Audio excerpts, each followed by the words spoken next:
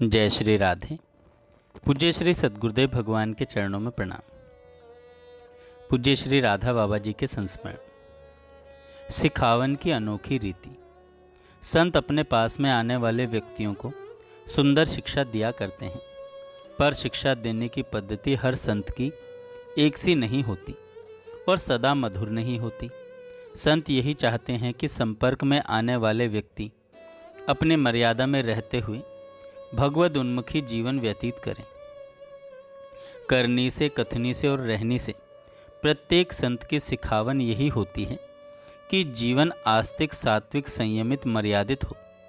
पर हर संत की सिखावन देने की रीति भिन्न भिन्न प्रकार की हुआ करती है। एक प्रसंग पूज्य बाबा की एक अटपटी पद्धति का एक अनोखा उदाहरण है। यह प्रसंग उस समय का है जब समाधि पर स्मारक नहीं बना था। खुले आकाश के नीचे समाधि थी। समाधि पर स्मारक तो बहुत बाद में बना। समाधि के पास बैठे हुए पूज्य बाबा किसी साधक से कोई आवश्यक बात कर रहे थे तथा साधना संबंधी एकांतिक परामर्श दे रहे थे। तभी कलकत्ते के कुछ धनिक व्यक्ति बाबा के पास आकर बैठ गए।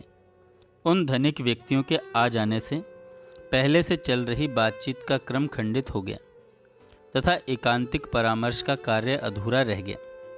अब नए विषय पर बात चल पड़ी। इन दिनों श्री रामचंद्र जी दम्माणी कलकत्ते से आए हुए थे। श्री दम्माणी जी के मन में पूज्य बाबा के प्रति अगाध श्रद्धा तथा अमाप्य आत्मीयता थी। पूज्य बाबा के पास कई व्यक्तियों को बैठे हुए देखकर उनके मन में आया कि यह कोई प्राइवेट मीटिंग तो है नहीं। कई व्यक्ति पूज्य बाबा के पास बैठे हुए हैं। ऐसी परिस्थिति में क्यों न पूज्य श्री बाबा के सानिध्य का लाभ उठाया जाए।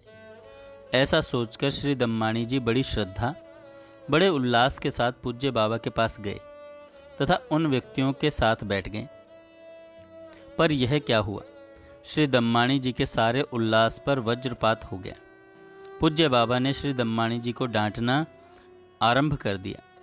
आप यहाँ इस समय क्यों आए? क्या इस समय मैंने आपको आने के लिए कह रखा था? क्या यह समय आपसे बातचीत करने के लिए निश्चित था? क्या आपको अपने वैभव का, अपने धन का, अपनी प्रतिष्ठा का, अपनी योग्यता का इतना घमंड हो गया कि आप जब चाहें तब और जब चाहें वहाँ चले जाते हैं? क्या आपको बड़प्पन का इतना मद हो गया है कि आप दूसरों की ओर देखना ही नहीं चाहते? कोई दूसरा बात कर रहा हो और अपनी कुछ व्यक्तिगत बातें पूछ रहा हो, पर उसका भी अभिमान में डूबे हुए आप ख्याल नहीं करते। उस समय श्री दम्माणी जी की हालत बड़ी नाजुक थी। बार बार स्वयं को कोस रहे थे कि हाय, मैं क्यों आया? इस समय यदि हटूं भी तो कैसे हटूं?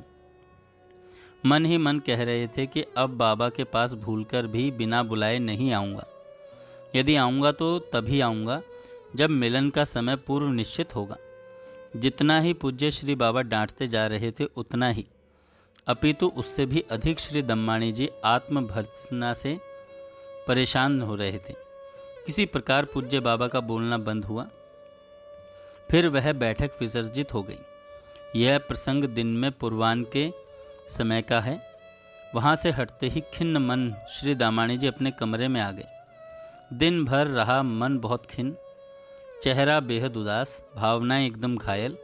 पूज्य बाबा के डांटने का इतना अधिक असर हुआ कि सारा दिन मृतवत व्यतीत हुआ। शाम के समय किसी काम से श्री दम्माणी जी समाधि के पास गए। पूज्य बाबा की कुटिया की ओर जाएं अथवा पूज्य बाबा की कुटिया की ओर झांकें, इसका तो प्रश्न ही नहीं था। पूज्य बाबा ने भी उस डांटने के बाद से दिन भर श्री दम्माणी जी को नहीं देखा था। बाबा भी टोह में थे कि श्री दम्माणी जी दिखें तो बुलाकर पूछूं कि क्या हालचाल है, कैसी मनस्थिति है।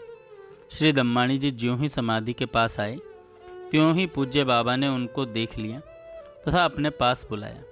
श्री दम्माणी जी के मन में पूज्य बाबा के पास जाने के लिए उल्लास नहीं था, पर अब न चाहते हुए भी जाना था। निकट बैठकर पूज्य बाबा ने किंचित वक्रतापूर्वक पूछा, क्यों, श्रद्धा डिग गई क्या?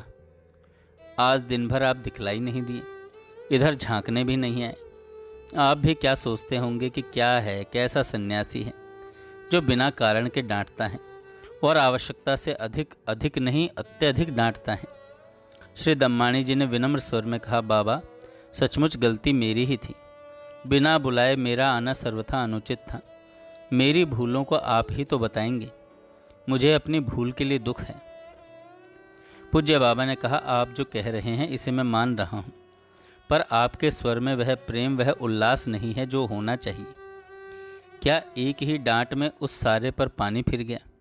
हो सकता है आप न कहें, पर आप मन ही मन कह रहे होंगे कि भले गलती तो थी, पर बाबा को इस प्रकार से सबके सामने नहीं डांटना चाहिए था, और यदि डांटना ही था तो इतना अधिक नहीं डांटना चाहिए था। इतना कहकर बाबा 1-2 मिनट चुप रहे तथा श्री दम्माणी जी के चेहरे को देखते रहे। चेहरे के ऊपर उभरते भावों की रेखाओं को पढ़ते रहे। फिर स्वर में नितांत मिठास भरकर बाबा ने तथ्य को बतलाना प्रारंभ किया। पर अब आपको क्या बताऊं? क्या आप मेरी इस बात पर विश्वास कर सकेंगे? आप जानते हैं कि उस समय कलकत्ते के कुछ सेठ मेरे पास बैठे थे, और जिस प्रकार आप आकर बैठ गए थे उसी प्रकार वे भी आपसे पहले आकर बैठ गए थे। वे आकर बैठ गए थे अपने धन के अहंकार में डूबे हुए। उनके आने से वह एकांतिक साधनात्मक चर्चा बंद हो गई जो पहले हो रही थी। मुझे डांटना उनको था, पर सीधे उनको डांट नहीं सकता था। तभी आप आकर बैठे। आपके रूप में भगवान ने मुझे एक अवसर दे दिया। आप तो मेरे से मेरे हैं, आप मेरे हैं, अतः आपको डांट सकता था, पर उनको नहीं। अब आपको डांट बताने के बहाने उन धनिकों को मैं डांट रहा था। शिक्षा उनको देनी थी, पर माध्यम आपको बनाया। पूज्य बाबा की यह बात सुनकर श्री दम्माणी जी के भीतर की सारी खिन्नता, सारी उदासी, सारी मलिनता तिरोहित हो गई। पूज्य बाबा की यह आत्मीयता देखकर श्री दम्माणी जी की आंखें सजल हो गईं। आंसुओं की धारा कपोल पर बह चली। कहा नहीं जा सकता कि संत किसी व्यक्ति को या किसी परिस्थिति को अनुशासित करने के लिए कौन सा तरीका अंगीकार करेंगे। जय श्री राधे। अगला संस्मरण हम कल सुनेंगे।